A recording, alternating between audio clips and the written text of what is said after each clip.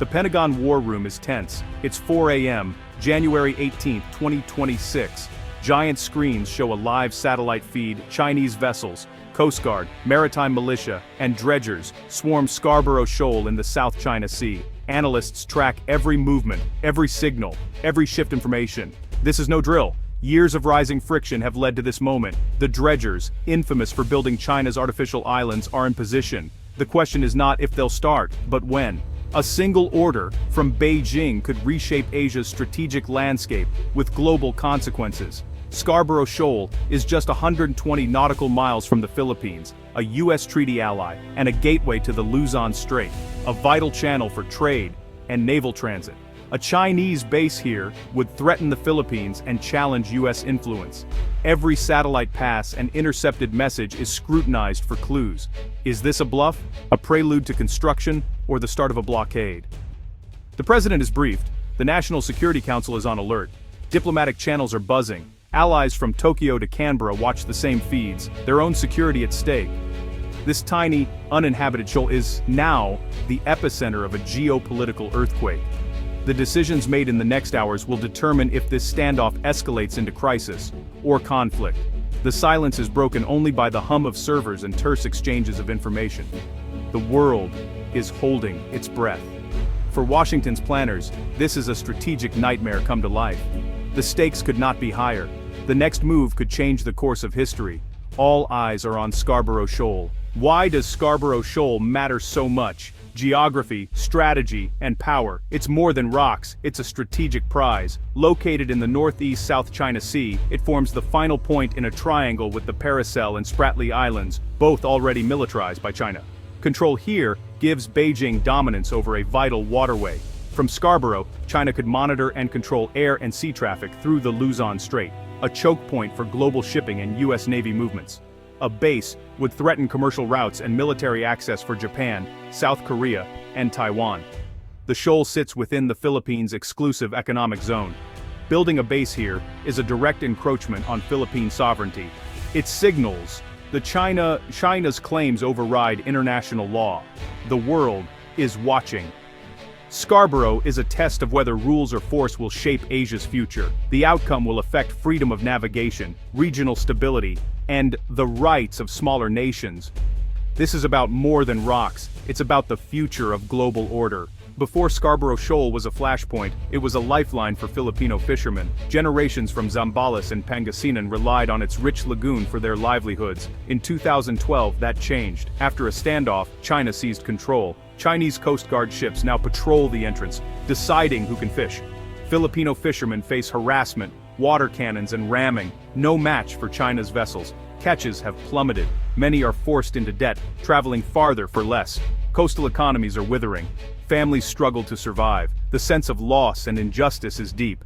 Fishermen feel abandoned, watching their patrimony slip away.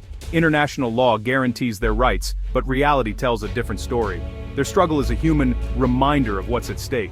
This isn't just about law, it's about lives and livelihoods. Scarborough's fate is personal for thousands of Filipinos. In 2013, the Philippines took China to court under the United Nations Convention on the Law of the Sea. The 2016 Hague Tribunal ruling was clear. China's 9-dash line has no legal basis, and Scarborough Shoal lies within the Philippines' exclusive economic zone. The court affirmed traditional fishing rights for both nations, but condemned China's blockade of Filipino fishermen. The ruling was legally binding. China rejected it outright, calling it waste paper and refusing to comply. Since then, China has intensified its activities, ignoring the verdict. The law is clear, but power prevails. The 2016 ruling should have resolved the dispute. Instead, China's defiance has made international law seem toothless. Scarborough Shoal is now a symbol of the struggle between rules and raw power. The world is watching to see which will win. China's strategy is classic gray zone warfare, coercion without open conflict. Instead of its navy, China deploys Coast Guard and maritime militia, often disguised as fishing boats. These vessels swarm disputed areas, harassing rivals and enforcing Beijing's claims. It's effective. China has established a permanent presence at Scarborough and militarized 7 Spratly Islands.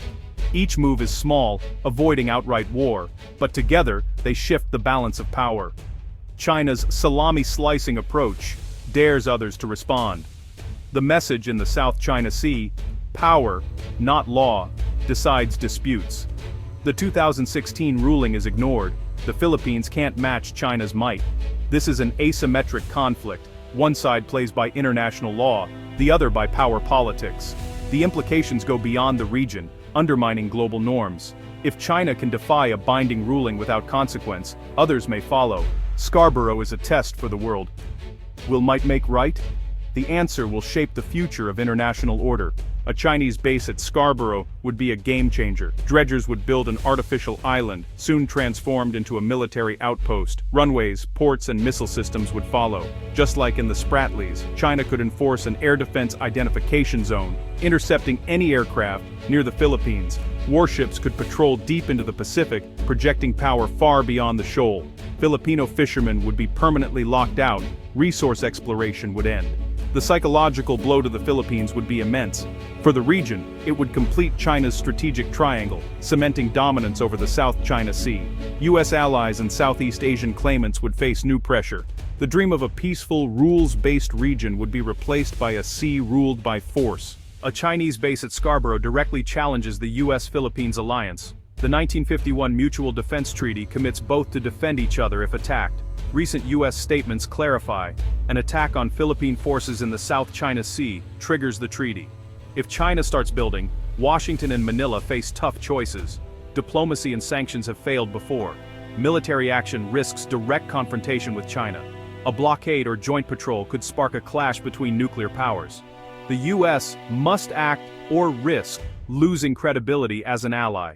For the Philippines, the stakes are existential. It cannot confront China alone. Invoking the treaty would put its fate in US hands and risk war on its doorstep. The choices: accept Chinese dominance, or risk devastating conflict. The world is watching how these allies respond. The next move could define the region's future.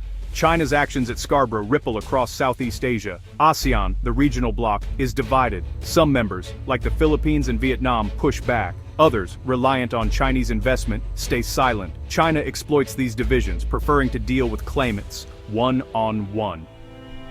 Efforts to create a binding code of conduct have stalled for decades. Some states seek closer ties with the US and its partners, while others hedge. The lack of unity weakens ASEAN's response. A Chinese base would deepen these rifts, forcing countries to choose sides. The crisis tests ASEAN's relevance and its ability to shape its own future.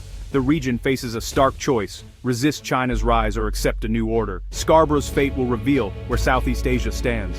The world stands at a crossroads. Scarborough Shoal has gone from chronic dispute to acute crisis. With so many military vessels in close quarters, the risk of miscalculation is high. One mistake could spark a conflict no one wants. The immediate challenge: de-escalate and deter China from building.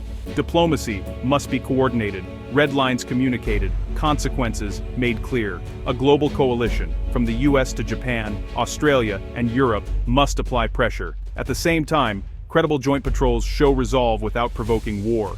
The goal: make aggression too costly for China. Scarborough's fate will define whether rules or force shape the 21st century. The stakes: regional peace, global stability, and the future of international order. The world is watching, waiting to see if diplomacy can prevail over confrontation.